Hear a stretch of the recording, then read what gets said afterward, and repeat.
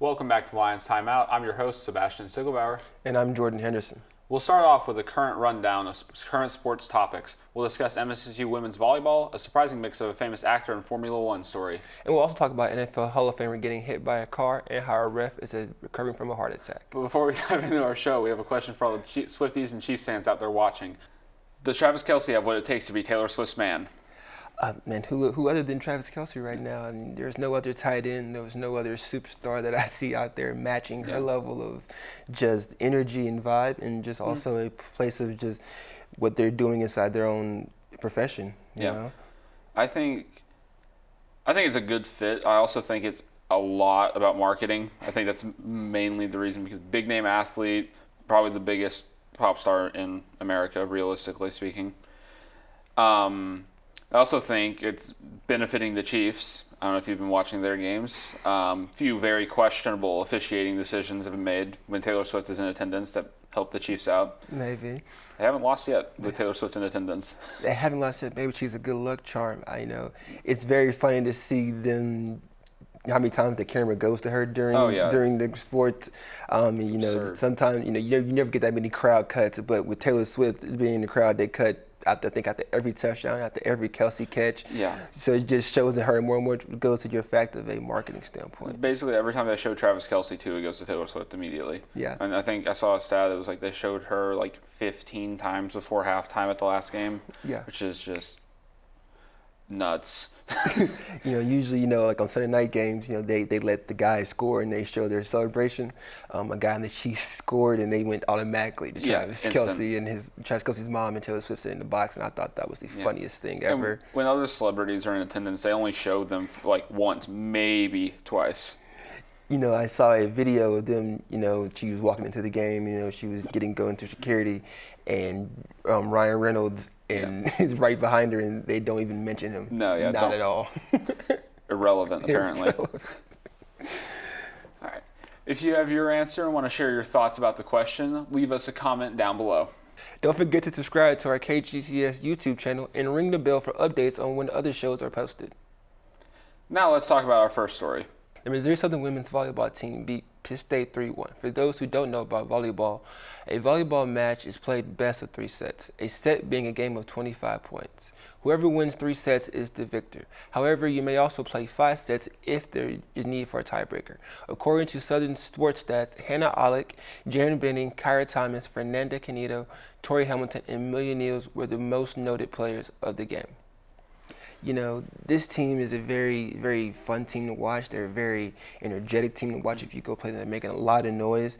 You have Amelia Niels and Fernanda Canedo leading the way. They are both not only top 5 in kills, but top 5 in blocks, which means they're not also scoring points, but they're also stopping the team from scoring other points. I feel like this team is very long. They're a very tall team, which helps in their favor. They're 12-9 right now as they currently sit, which is one win away from matching their last season's total, and they already have like 8 games left. Nice. So this team is doing very well this year. This team is doing very well this year, and it's very fun to see where they can go. Yeah. Congrats on the win. There's a bunch of other teams, a couple other players like Kyra Thomas, who was a freshman. She's playing the middle. Sydney Unruh, she's a libero. She's a JUCO transfer, and the team is just very gelling well together at this point. They have goals to reach the conference tournament, and I feel like if they can keep it and they can keep going and keep it together, I feel like they can make that goal. Yeah, hopefully. Yeah. Switching to a scarier story, Terrell Owens, a former NFL wide receiver, got hit by a car after a dispute on a basketball court in Calabasas. According to TMZ Sports, Terrell Owens had a big argument with someone on the court and later got hit by a car. Thankfully, no medical attention was needed and no further information is available at this time. Was it intentional? From all reports, it was very intentional. This is a very, I think, ongoing story. I think there's still a lot of stuff that needs to come out about it. But as of right now, just playing a harmless game of pickup basketball on vacation, and then it turns into a automotive accident, which is a very scary life incident. Yeah. It's very crazy to hear about Terrell Owens in this, especially as earlier in this year he was involved in a fight elsewhere outside of a CVS. Both incidents he was acting in self-defense, but I think this is a very scary incident for happening just on a pickup basketball game. For those of you who don't know, Terrell Owens is one of the best wide receivers the NFL has ever seen. I'd put him about top 5. He's a top 5 in basically every single stat you could possibly think of, and he's a Hall of Famer. So he's an amazing player. So I'm sad to see this happen. Hall of Fame wide receiver, 5-time All-Pro first team selections, 6 Pro Bowls, and the 2018 Hall of Fame inductee. This is like I want to say, it's a very ongoing story, and the more we get, the more we will put out.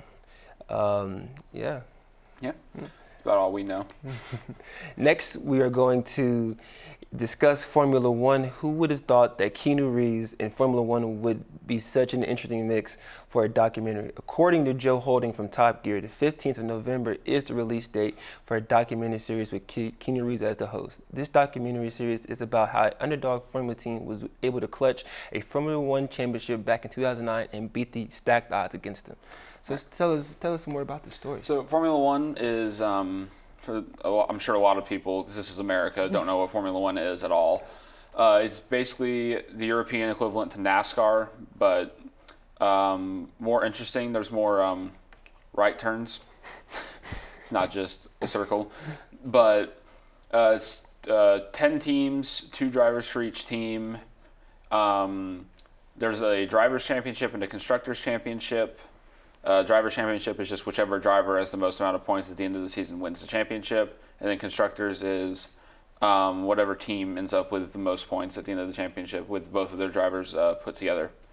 So this specific series is about a team called Brawn GP that joined Formula One in 2009, somehow managed to make their car better than everybody else's who's been developing them for years, won the championship, and then immediately left. Sold their team to Mercedes and haven't been in Formula One since. Really? Yeah. How many championships have they won since then? Huh? How many championships have they won since that? Ask Mercedes, they've won 8 constructors championships, which is the team one. But yeah, ask Braun, Jensen Button won his one and only drivers championship, and then his teammate helped them clinch the constructors championship, that being Rubens Barrichello, who, if you know anything, he helped Michael Schumacher win his 5 world championships with Ferrari. Yeah, like I said, they only existed for one season, which is bizarre, as it's never happened before where a team exists for one season and manages to win the championship. That is a very interesting story. I like when we're reading this story, I like that, there's 2 drivers for each team. Is that correct? Yeah. And so how did those point system work? All right. So what do you mean by that? Like you said, like the 2 points, the drivers add all together. Like I don't even know that you explained that. Okay, so basically, I'll explain the point system real quick. Yeah. So for a race, the top 10 of the 20 score points. First is 25, second is 18, then it's 15, 10, 8, 6, 4, 2, 1. Out to round out the top 10. So basically, obviously the objective is to score the most points. Braun won, between the 2 drivers, won 8 of the 17 races that season. There's more races on the calendar now. It changes every year. But, yeah. They just, both teammates combined, see who can get the most points. It's my favorite sport right now. Great. Let's talk about something a little more local. On September 9th, a high school referee had a heart attack on the field of a Joplin High School home football game and had to have his heart restarted. According to Jeremiah Cook from KSN, the ref has recovered, attended a recent game, and had the chance to flip the coin for the coin toss. The ref credits his recovery to photos online and friends and family. It's incredible. It's incredible. You hear about this all the time. Not all the time, but you hear about this a lot. Especially how hot it has been. This is not surprising. Staying hydrated, drinking water is very key. To teach that in sports and all sports. Especially if you're going to be outside, and being in that kind of heat does cause you to do things like that. Yeah. Obviously, an amazing recovery. Amazing recovery.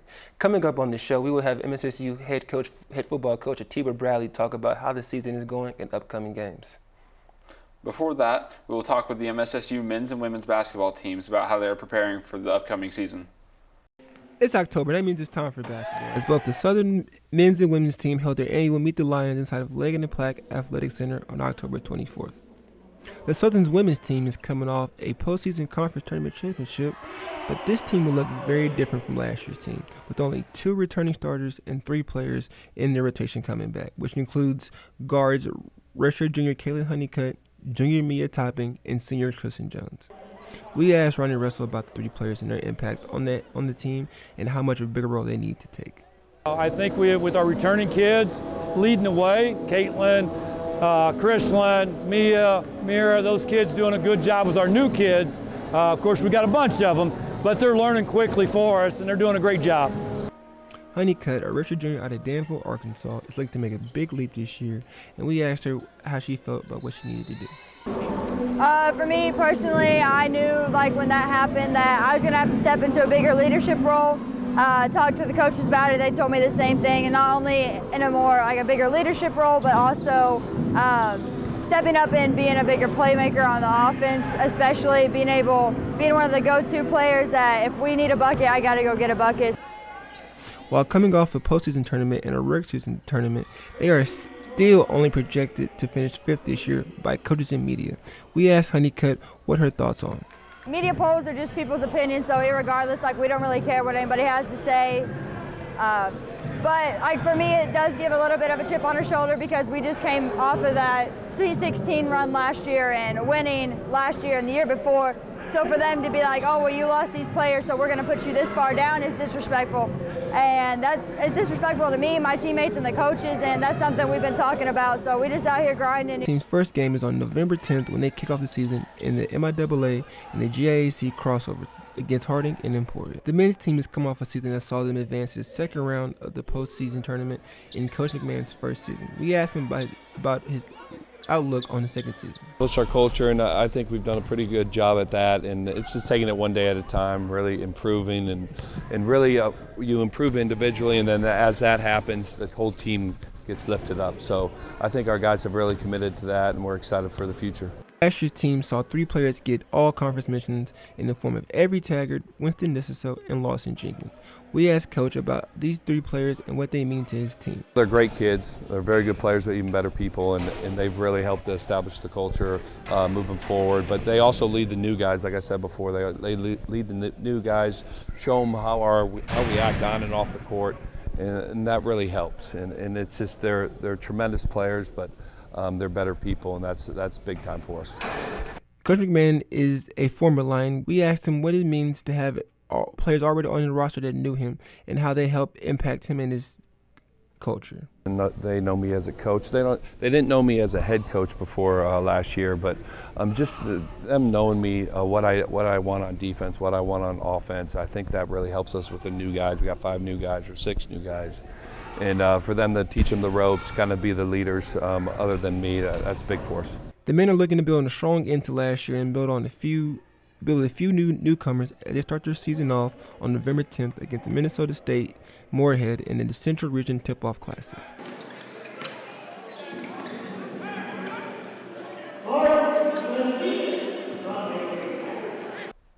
We're back with Southern's head football coach, Atiba Bradley. Coach Bradley was named Southern's 13th head football coach in February 2021. He is the first graduate of SSU to lead the football program. Thank you for joining us, Coach. Coach, how are you? I'm doing great, man. I appreciate you having me on. No, great. No, I have a great job having you on. Great. Appreciate you for coming here. So, Coach, you are from Joplin, and you attended the school. You played football here. What does it mean to be the head coach at your alma mater? Well, there's a tremendous amount of pride. Being able to come back and lead the team that you formerly played for. I think there's an added amount of pride and just honor in being able to do it in the community that I'm from. So there's a couple layers there that just really make it special for me, for my family, and the community as well. So now, talk about alums. You are not the only MSSU alum. You also have the offense coordinator, Matt Rawlin, and defense coordinator, Joe Batasso.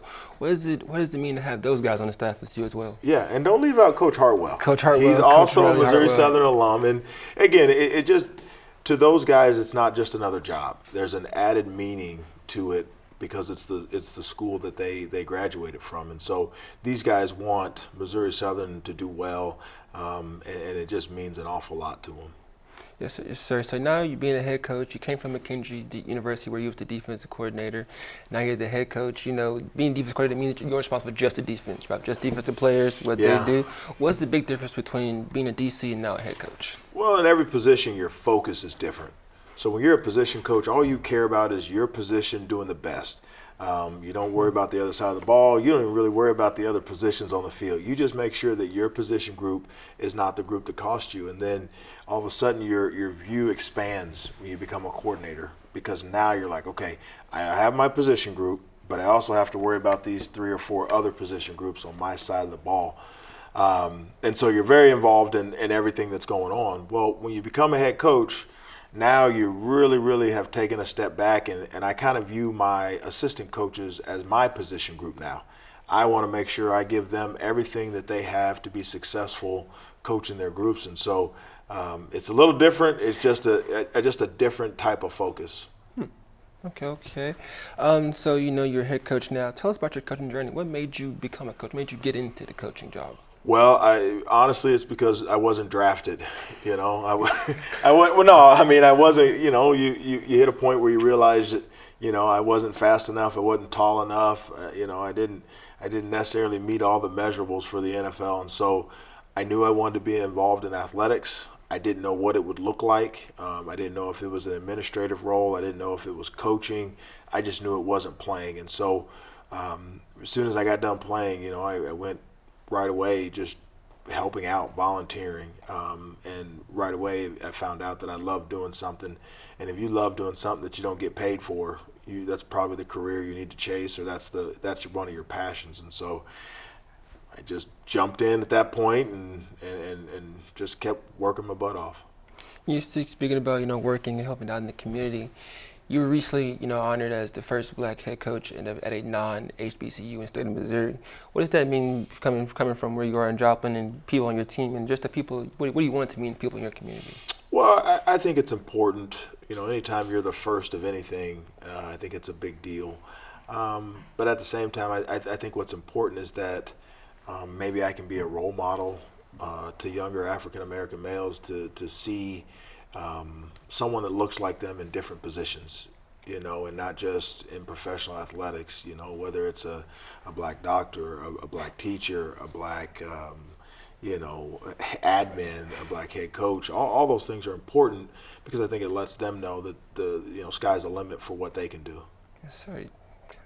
You know, you talked about, you know, being from here, talked about your coaching journey, talked about that. Now let's get down to football. You know, going into week 8, you know, what are you looking from your guys now? What are you looking from your guys now going into this part of the season? Yeah, well, the biggest thing about me and my programs is I always want to get better. I never want to feel like week 1 to week 2 were the same, week 3 to week 4 were the same, because I really believe that you don't stay the same. You either get better or you get worse. And you know, quite frankly, as long as we're like the stock market, you know, as long as the trend over the season is that we're trending upward, I feel really good about it. But that's probably the biggest thing going into the last little bit of the season.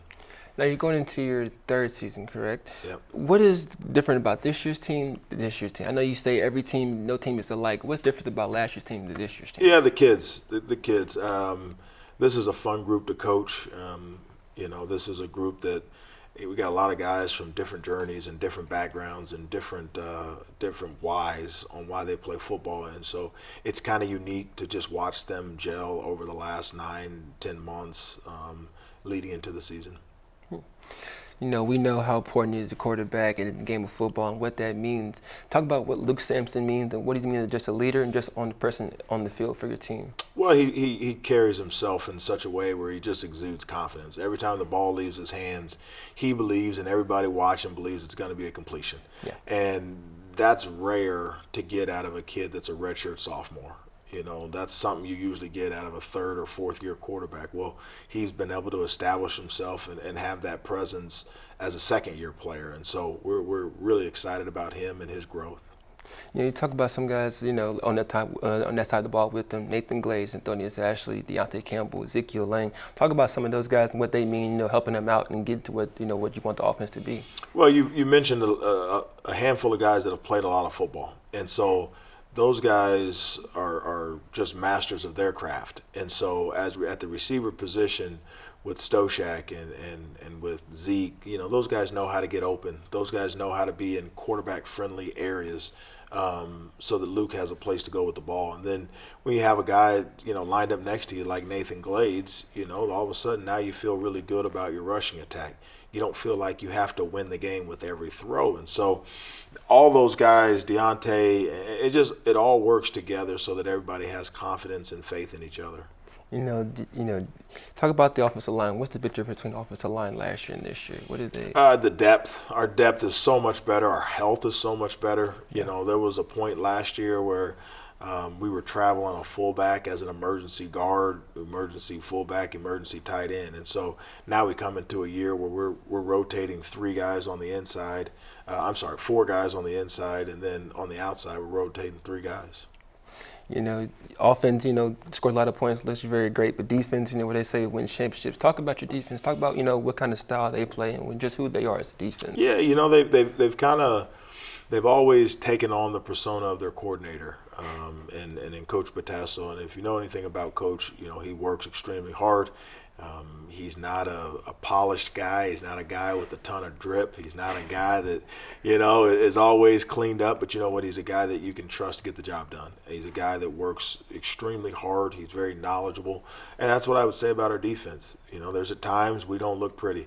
We're not the strongest, biggest, quickest athletes, but we get the job done, and that's the most important thing. You started to talk about the football. Now I want to go into some of some of the things your team stands for, some of the things, you preach. You look around, you walk around the locker room, you see the guys back of the guy's helmet, they have the word faith. I know that the word faith stands for family, attitude, accountability, toughness, and effort. What does that mean to your players, and what do you mean to the people that come and watch your program? Well, the biggest thing is I want to preach about getting better at things that are not genetic. Family is a feeling of belonging. And again, you don't have to be talented to make people around you feel special. That's what family is to me. And sometimes, understanding that dynamic, that family's not always the cookie cutter brother, sister, mom, dad. Sometimes that's uncle. Sometimes that's grandma. Sometimes that's, best friend from high school that lets you stay with them. And so, but the thing that's most important is family always has your back. Family always makes you feel special and like you belong and that you're part of something. Families fight. I'm the youngest of 4. I got beat up a lot, But at the end of the day, I know I can call any one of my family members, any one of my teammates, any one of my, coaches, and I know they have my back. Attitude's another one. You decide your attitude, and it's as simple as waking up every morning and saying, what, today's going to be a great day. I'm going to be a great player. I'm going to have a great practice. This is going to be a phenomenal experience. And we know, studies have shown that your mental state drives everything, and that's where the attitude part's important. Accountability kind of ties into family. You're not out here alone. This is not wrestling. It's not golf. It's not. You guys were talking about Formula One racing, where you're on your own a little bit. Yeah. No, this is football. This is a team. Yeah. You could be the best quarterback in the country. If your O-line sucks, you're not going to get a chance to show your talents. You could be the best corner in the country, and if your D-line doesn't get a pass rush, well, it's hard out there. And so you got to understand that you're accountable to your teammates, and your teammates are accountable to you.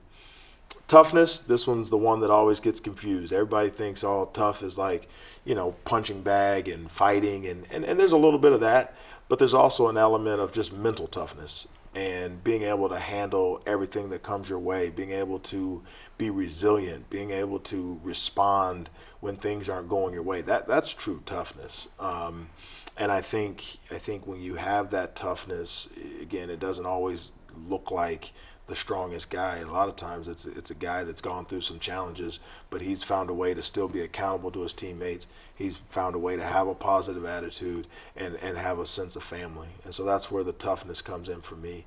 And then the last one is effort. That one's, hey, it doesn't take talent to give effort.